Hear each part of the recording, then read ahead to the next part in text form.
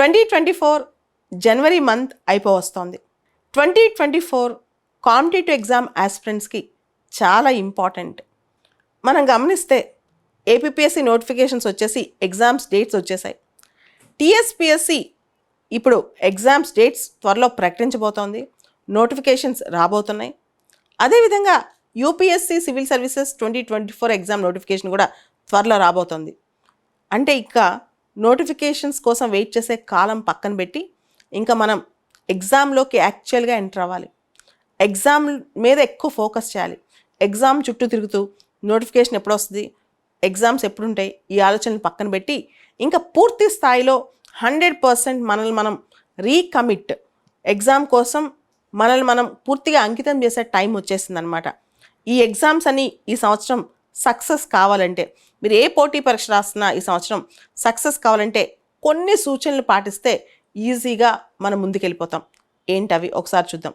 ముందుగా proper planning, హడావుడి పడకుండా, టూ మెనీ మెటీరియల్స్ మన నెత్తి మీద వేసుకోకుండా సింపుల్ మెటీరియల్, సింపుల్ ప్లానింగ్ చేసుకుని డైలీ ఇంక్రిమెంటల్గా ముందుకెళ్తాం అనమాట.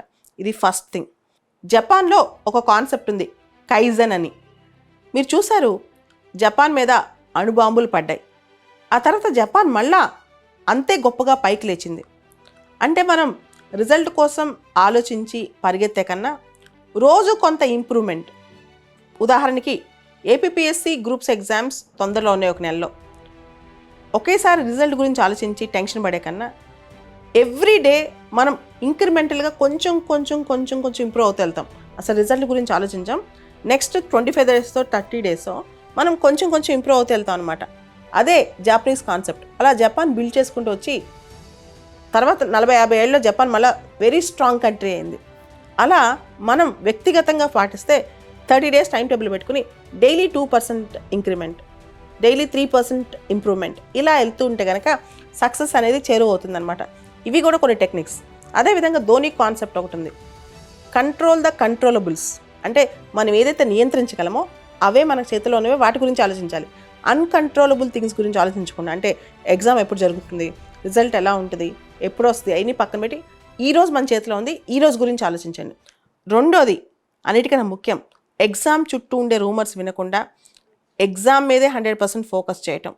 ఎగ్జామ్ అలా జరుగుద్ది, ఇలా జరుగుద్ది, ఇప్పుడు జరుగుద్ది, ఇవన్నీ పక్కన పెట్టి ఎగ్జామ్ మీద ఫోకస్ చేయటం. 3 అన్నిటికన్నా ముఖ్యమైనది రివిజన్. ఎంత చదివినా రివిజన్ లేకపోతే చాలా కష్టం. ప్రతిరోజు కొంత టైం, ప్రతి వారం కొంత టైం ఖచ్చితంగా రివిజన్కి టైం పెట్టాలి. Revision is key to success. Revision ఉంటేనే సక్సెస్ అవుద్ది. తర్వాత అతి ముఖ్యమైనది, ఎంత రివిజన్ చేసినా సరే మనల్ని మనం పరీక్షించుకోకపోతే చాలా కష్టమైంది. పర్టికులర్గా నేను గమనించింది పబ్లిక్ సర్వీస్ కమిషన్స్లో, యూపీఎస్సీ కానీ స్టేట్ పబ్లిక్ సర్వీస్ కమిషన్స్లో కానీ మీరు పాత పేపర్లన్నీ ఒకసారి క్షుణ్ణంగా చూడండి. 20% ఆఫ్ ద థీమ్స్ రిపీట్ అవుతున్నాయి, 20% థీమ్స్ కంప్లీట్గా రిపీట్ అవుతూనే ఉన్నాయి పాత క్వశ్చన్స్లో. సో పబ్లిక్ సర్వీస్ కమిషన్స్లో ప్రిపేర్ అయ్యే అభ్యర్థులందరూ కూడా యూపీఎస్సీ అయినా, ఏపీపీఎస్సీ అయినా, టీఎస్పీఎస్సీ అయినా ఓల్డ్ క్వశ్చన్ పేపర్ ట్రెండ్స్ని బాగా గమనించండి. వీలైనన్ని మాక్ టెస్టులు రాయండి. మోడల్ టెస్ట్లే సక్సెస్కి కీలకం అనమాట. ఆ తర్వాత అన్నిటికన్నా అతి ముఖ్యమైనది, డిప్రెషన్లోకి వెళ్లకుండా, నిరాశకి వెళ్లకుండా, నెగిటివ్ యాటిట్యూడ్కి వెళ్లకుండా throughout the journey positive attitude maintain చేయటం. ఇవన్నీ చేస్తే కనుక సక్సెస్ అనేది 2024లో మీ సొంతం అవుతుంది.